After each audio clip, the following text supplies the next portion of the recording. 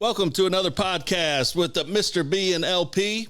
First, we got to thank some sponsors, Trader Tree Farm, Ibit Electric, and Peerless Electric. Ibit Electric also has is starting a mechanical division, and the blue collar player of the week was RJ Fielder. Had a heck of a game. He was lights out. He was a man child. So congratulations to RJ. Please like and subscribe. Click on the button. We can't see it right now, but there's a button that Coroner Trenton is going to put out there. Click on that, like and subscribe. But I don't know, is our podcast growing? Are we getting more viewers, less viewers? I have no idea. I don't know. We got to ask Dustin on that one. We have our guest today. I'm so excited for him. Alex Anderson, a.k.a. Ant-Man. How you doing today? I'm good. Why do we call you Ant-Man? It's because I'm little and strong. That's about it. And I tell you, pound for pound, he might be one of the strongest kids in that weight room. What are you benching?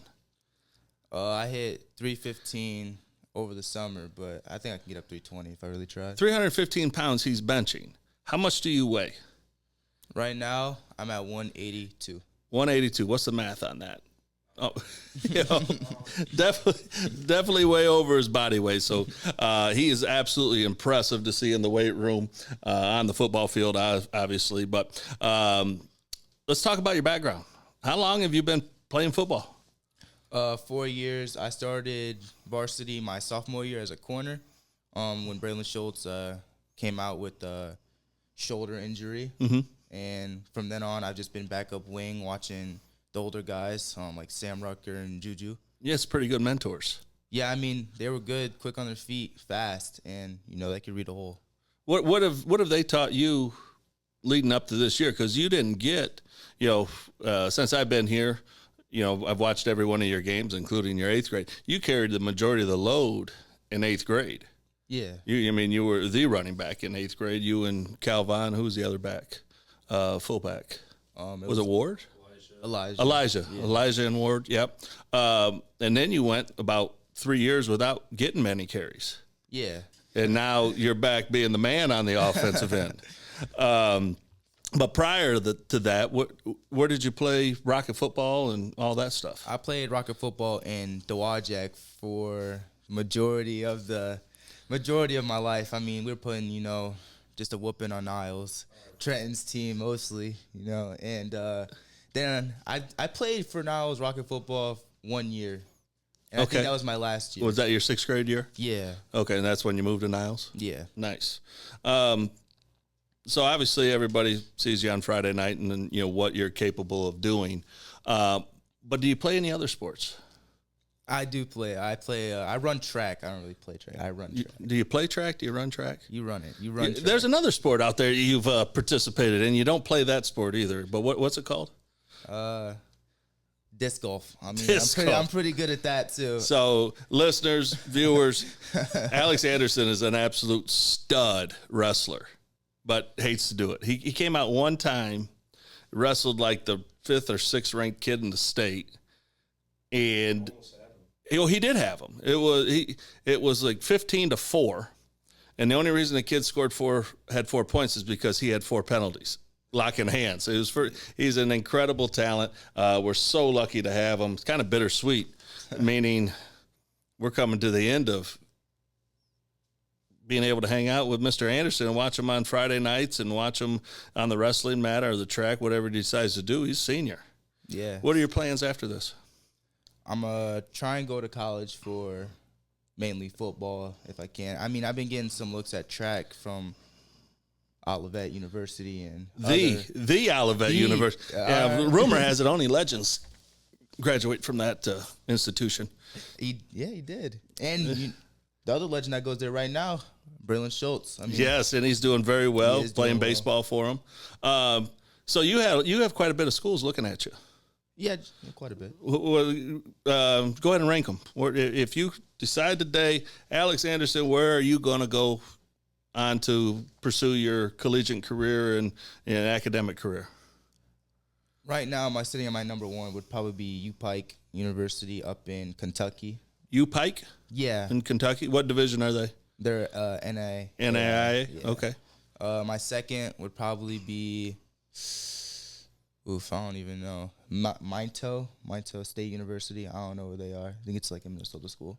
It's Minot. Minot. There it is. Minot University. I think they're a Division II school. Yeah, Division II. Yeah. I think that's like South Dakota. Oh, somewhere. They're not number 2 no more. And third probably be Olivet. I mean, they're a good school, so good deal. How are the recruit visits you've been going on? What do you see? Not many people get to go do what you do. Oh, let me take back my other statement on Olivet. It would be North Central. I just got a letter from them, actually. The handwritten from Coach? Yeah, from Coach. And I tell you what, that was a pretty cool environment. We actually went there, 2 weeks ago? Yeah. And, man, we got there at what time? I think it was 2? 2, yeah, 2 2, 3 o'clock our time. And there was absolutely... like filled up, like there was no spots, no spots at all, and that was a great game. They played the number 7th ranked team in the country, and I think the score ended up 35-0. Shut them out, and North Central is number 1 in Division III in the country. Yeah, they're our number 1. They're the best Division III team I've ever seen. Yeah, they played in 5 national championships in the last 5 years. I think they've won 3 of them. 3 of the last 5 they won, yeah. So that's definitely a good program. So you got options, so that's fun. Yeah. What outside of football? What are your other hobbies and interests? What don't we know about Alex Anderson? I'm pretty open about what I do. I mean, I'm in the weight room all the time. I mean, I'm always trying to get better daily. I like chess. Yeah, I'll never forget. I think it was the Johnny Morrison night.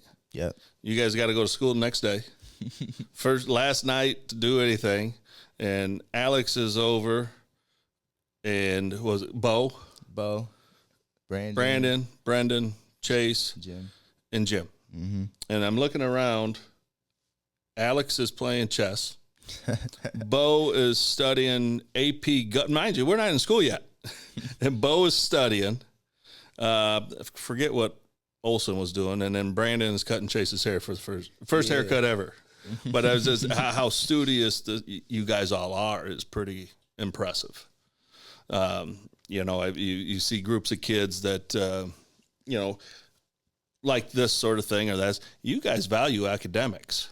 Yeah, very much so. We're student athletes, so you are definitely student athlete. I was more of an athletic student.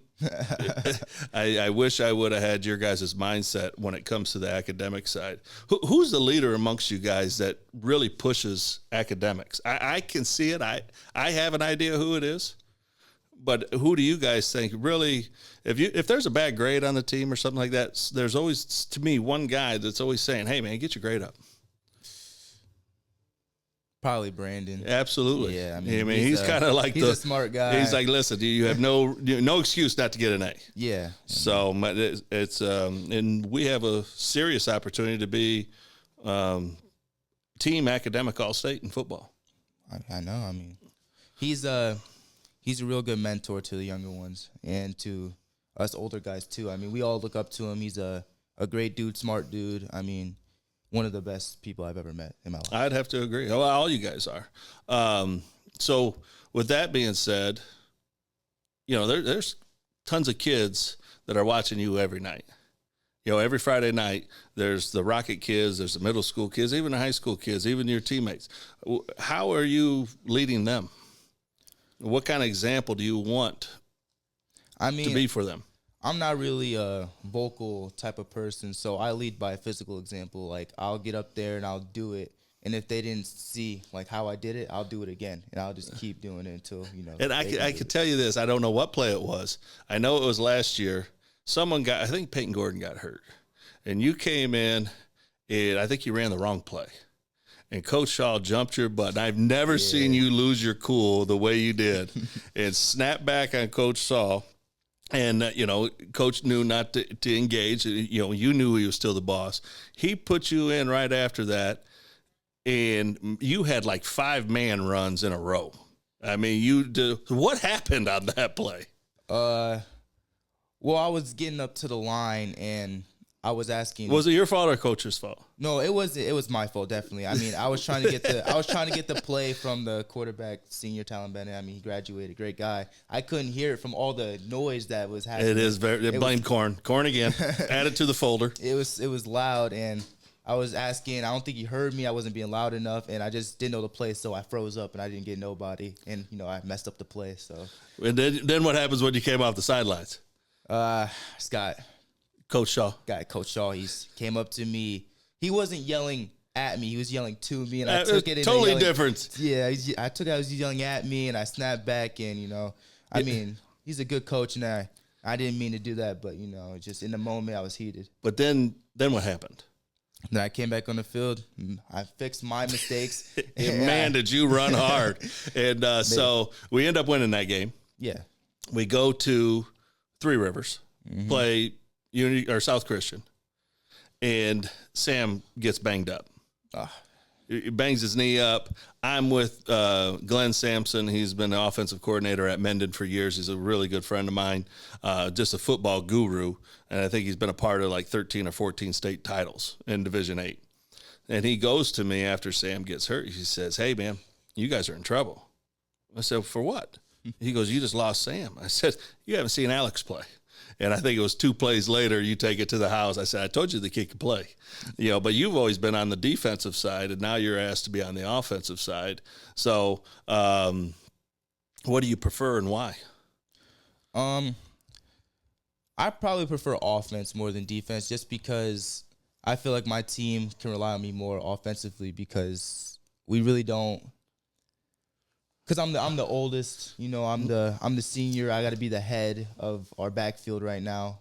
Me and Elijah Norris. And I tell you what, Elijah's doing a heck of a job. Yeah, he's great, amazing. Corn actually gave me these stats here a second ago, so I'm going to read through these. In 7 games, where was it? Offensively, Alex has 863 total yards on 62 plays, averaging 123.29 yards per game. That's pretty impressive, especially in the triple option where, sometimes our running backs get frustrated, but that they don't get the ball as much as they would want. Well, it's the triple option too. How many times do you guys break the huddle? Trenton, do you even know who's getting the ball? No. Yeah, I always ask Chase and Brandon, we have no idea who gets the ball. We just block. Yeah. You just know you're supposed to block this area, and if someone crashes down, Will keeps, and then pitches. It's a triple option for a reason, and we don't know who's going to get the ball until the play develops. And I tell you, the Vicksburg game, well, you guys had a day. Who'd they take away? They had 9 in the box, taken away Elijah, and our fullback, and it took about 3 plays to figure that out. And then it was option for Will. They keyed on you. Will just marches down the field, and yeah, what a game for him. What else am I missing, Mr. Anderson? You're a senior now. Yeah. Senior, and what, from the way this team started at the beginning to now, what have you seen improvement-wise from a team and your individual standpoint? I'd say our improvement-wise, I mean, we fixed a lot of mistakes that we make mentally and physically. I mean, our bond grows stronger, and we stop yelling at each other from when the season started to now. I mean, our chemistry has grown from... And there's not many that really yell at each other. No, there's a certain few that would yell. Certain one that would yell. Certain one that would yell. I mean, and our linemen, they don't get enough credit as they should. I mean, it takes away from the great talents that are down there in the trenches. So I would say you're pretty blessed with some pretty good linemen. Yeah, I mean, the shine that's getting on them, I mean, that's improved from years. I mean, yeah, I know a couple years ago they were focused on the backfield and like how they were getting these long like runs, but they weren't really looking at who's doing. No, and I don't know, Trenton. You can help me out. You hear kids talking in the lunchroom and saying things. Is there rumor that we might have a guard that's actually faster than Alex? I mean, rumor has it was Buchanan left, and one of your guards was waiting on you to get to the end zone. He was already in the end zone. He was already there. He was not waiting on me. I paused mid-game. I watched him run to block a dude that was running away from him. He was definitely running away from him. He was running away from him. And so I didn't know which way he was going to block. So I paused. I stand there. I literally stop moving my feet, and then I get back to running. From my understanding, Dustin's going to add this clip. Viewers, you can decide for yourself. Me personally, I think you're just reading your blocks very, very well, waiting for things to develop. You watch NFL on Sundays or Monday nights or Thursday night, and they'll talk about patient backs, waiting to see the hole instead of just going in on their own. They're waiting for things to develop. And I think what you have done over the course of the year, I always listen to Coach O on the way home on the Niles Network. And he talks about your development every single game, and you have become such a seasoned professional running back for us. It's amazing to see the growth that you have made from week one to now. And with that being said, you went basically 3 years without getting many carries. Because you were playing defense and you had guys ahead of you. We are developing a program, and now it's your turn. And next year it's going to be whose turn? Vaughn, Asmus, and Ben Bruckner. And Bruckner, Kadari. So, what Coach Shaw has built and what you guys have built is now turning into a running back heaven or factor, whatever you want to call it. It's pretty impressive. Let's see. What else do we got? Some talking points. We already talked about who's faster, Brandon or Alex. Senior night's Friday. How fast has this gone by for you?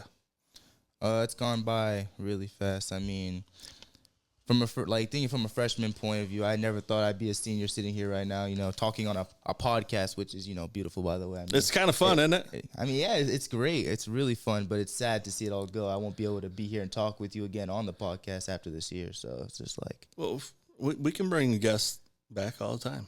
We would definitely have them come back if you're at Olivet, North Central. What was the one in Kentucky? Who? What was that school? U-Pike. U-Pike. Mm-hmm. So, at 100% we'll always have your back. What's 4 years? Favorite memory? I was, so for my senior night writing, we were supposed to put a favorite Viking player memory that you have, and I just can't decide on which one I have because I have so many with so many people, and it's just I haven't decided which one yet, so I just don't have one. Hey, you all of you guys have created some very, very special memories. It is hard to decide. Yeah. I mean, you want to talk about the Portland game. You want to talk about, an undefeated season so far this year. Knock on wood. Going to Ford Field, South Korea. I mean, and you brought him up earlier, and I know he's all good friends with everybody here still, Schultz. Yeah. When this kind of really turned around, Schultz we were in overtime against Plainwell, and Schultz picked the ball off in the end zone to win the game. I don't know if you guys remember that. And then he got hurt. Yeah. And then you took his spot. That's next man up. I'm going to go some speed questions for you. This is new. We'll see how this goes. Biggest rival? Edwardsburg. Best teammate all time? Chase Brawley. Favorite play? It was against Paw, and I came in on a screen. Oh wait, hold on. Let me think about it. Belly, because it always works. Belly left or belly right? Belly anyway. So explain to our listener what is belly? Belly is where the fullback comes in and he just runs through the hole and kills people. That's it. That is a fun play. That is a fun play. Offense or defense? Offense. Are you wrestling this year? No, never. Favorite food? Spaghetti. I like spaghetti. Favorite day of the week? Thursday, because, team dinner. Team day. You don't get to go to Tuesday's dinner. No, because the linemen, they kick you out. And Joel Brawley, God bless him. He doesn't. He thinks you act like he's dead. He thinks that it's bad, like it's karma if I would go because he might be the most superstitious guy I've ever met in my life. Superstitious guy. So for the listeners, Joel feeds the linemen every Tuesday, and today is what's on the meal? What's on the dinner menu today? I don't know. Hot dog cylinders. Well, no, he said hot dogs are next week. There's Pork nothing chop wrong with a good cylinders. hot dog. Tube steaks. Anything else you want the listeners to know? About myself or about Anything. I just can't tell you how proud I am personally of you and what you've accomplished, what you're doing, the way you conduct yourself, the way your body language. We talk about body language all the time. You always have great body language. When I talk, how many times you see someone make a mistake and then their body language just, goes in a tank. You are always, always conducting yourself professionally, and I just can't thank you enough from an athletic director's standpoint and as a friend or anybody. Just you're an outstanding young man. If I had to say anything for right now, I mean, this is for like mostly the younger ones right now that's coming up, and they just watch me as a mentor. I mean, don't be afraid to make a mistake if you're going 100 miles per hour. That's a Coach Shaw saying. I got it from him. I mean, Yeah. great And guy. I tell you, does he have not the best one-liners? Yeah, he does. He does. That's what we should start Who'da doing, thunk? Trenton. Who'd have thunk? He has the funniest one-liners. Yeah. Wait, what if we paint his one-liners on the wall behind us? Do it. You think we should? We're going to start coming up with a list of Coach Shaw one-liners. You just paint them right. And his favorite was, can't put a price tag on a good time. Can't put a price tag on a good time. So, all right. Well, we're going to shut this down. Want to thank Mr. Anderson, the Alex Anderson, Mr. Anderson, The Matrix. We tried to look up a theme song for The Matrix, but we couldn't find it. But thank you for coming out. Thank you for listening. We want to thank some sponsors right now. Ibit Electric, Peerless Electric, Schrader Tree Farm. As always, thank you guys for your support. Like and subscribe. And as always, go Vikings.